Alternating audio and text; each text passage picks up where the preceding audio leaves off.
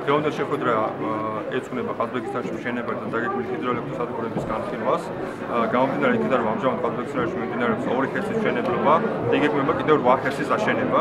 აუცილებლად მიგვაჩნია, რომ საზოგადოების მიერ მოხდეს განხილვა იმ საკითხისა, თუ რა ზეგავლენა ექნება გარემოზე ამ ყველაფერს და რამდენად საჭირო არსებობს ზოგადად ამ ჰესების აშენების ყაზბეგის რაიონში. რადგან მიგვაჩნია, რომ ძალიან დიდი უარყოფითი ზეგავლენა ექნება ამას გარემოზე და ეს 10 ჰესი საბოლოო ჯამში ძალიან მნიშვნელოვან უარყოფით გავლენას მოახდენს ბუნებაზე. ესება გასაგებია ყველა ის ხეობაში კონკრეტულად ლიბერალური არაერთი წითელ ნუსხაში შესული და საერთაშორისო კანონმდებლობის მიერ დაცული სახეობა ვინაობა და ეს მშენებლობა აუცილებლად გამოიწვევს მათი საბინადრო გარემოს გაუარესება. კანონი ამბობს, ეს აკრძალულია გაუარესება და მეორე კანონი ამბობს, არ შეიძლება დადებითი ეკოლოგიური ექსპერტიზის და მშენებლობის დეკლარაციის გაცემა, თუ ეს პროექტი არ მოდის კანონს. აქედან გამომდინარე, ძალიან მარტივია. როდესაც გადაწყვეტილების მიღება არ იცის როგორ მოიქცეს, უნდა მოიქცეს კანონის შესაძლებლობა. ღვთისმსხეობის აი ეს ლამაზი ჩანჩქერების სუნთლად დამიწდება მიწის ქვეშ მოექცევა. ჩხერის სათავეებთან საკმაოდ მაღალ სიმაღლეზე 2500-2600 მეტრის სიმაღლეზე ხდება დერივაცია. 3 შენაკადის აღება ხდება და ჩხერი გერგეტის გვერდზე აღარ ჩამოივლის. ხევში წყალს მდინარეს ვეღარ დაინახავთ. აი ეს არის დაგეგმილი. ნებისმიერი სახით ამ ხეობების ხელყოფა ეს არის ჯერ ერთი მხრივ ბუნების მიმართ ესე იგი გამოკიდებული, მეორე რა არის რომ ამ ხეობებს აქვს ზუსტად ყველაზე მეტი ფასეულობა. ეს რომ ხდებოდა ხე რა ადამიანები გადაწყდა. მოგახსენებთ სამწუხაროდ მოგეხსენებათ ეს საერთაშორისო ორგანიზაციები ცოტა გვიან რეაგირებენ ხოლმე ასე ვთქვათ, იმიტომ რომ ამას უნდა საფუძვლიანი არა, ჩვენ გქონდა რაღაც საუბრები, ჩვენ გქონდა რა თქმა უნდა, რა შეწყობინებულია და ზუსტად იქიდან მოდის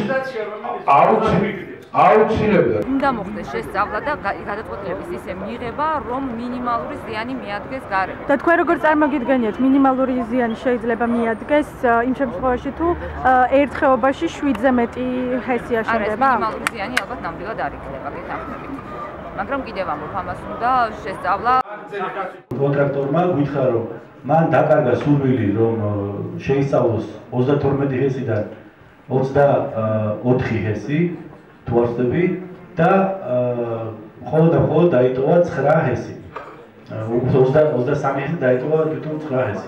და აი ამ 9 ჰესში არის მხოლოდ და მხოლოდ ჯუთა ჰესი არის შესული, რომელიც დარჩა ამ 9 ჰესში.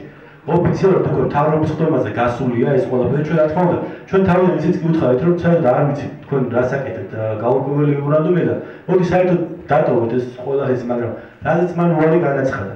ჩვენ არასოდეს არ ჩავიდეთ იმას, რომ რაიმე ზეწოლის ან იმის სახით ველაპარაკოთ, ვინც არ უნდა იყოს, ახლა ჩვენი მიდგომა ცოტა სხვანაირია. იმ მემკვიდრეობის მიმღებივად იურიდიულად სამართლებრივად რაც დამხდა. რა ვქნა ახლა? მაშინ უნდა თქვა, რომ არა, ამას ვერაფერს ვერ უზავ. ნამდვილად რთულ საქმეს ვარ შეჭიდებული და სწორედ თქვენი ექსპერტების აი კონსტრუქციული შენიშვნები თუ თქვენი წინადადებების საფუძველზე მაქვს ძალიან დიდი იმედი, რომ რაღაცებს წინ ძაძებ.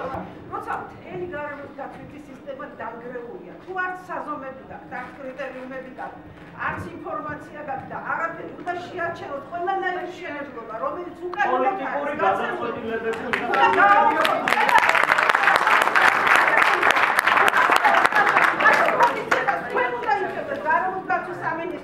განგაშის ზარებს უნდა მეკავდეთ, ეხლა ისე რაც ნახეთ ეს უკვე კატასტროფაა. ზარები თქვენგან მოდიოდეს განგაშის. თქვენ თეორიებით ამას, თეორიებს ძალიან დიდი დრო ჭირდება და სანამ გამოიმუშავებთ ყველანი, თავზე დაგვახეს უკვე ეს ქვეყანა. ნახეთ კალათი არ დააცხადებდეს თავისი მინისტრობის პირველივე დღიდან, რომ აშენდება დიდი ჰესებიც, აშენდება საშუალო ჰესებიც, აშენდება მცირე ჰესებიც და ყველაფერი აშენდება. ამას არ უნდა მაგარაკეთდეს და მაშინ შეატანხმეთ ერთმანეთს. 20 დღეში თუ ექსპერტი ასწრებს, რომ შენიშვნა არ გააჩნია, უფრო მალე მოასწრებს, რომ დაწეროს, რომ არ არის საკმარისი დრო და ვერ განვიხილავ ამას და გადავდებ გვერდზე. აი ეს არის პასუხი რა.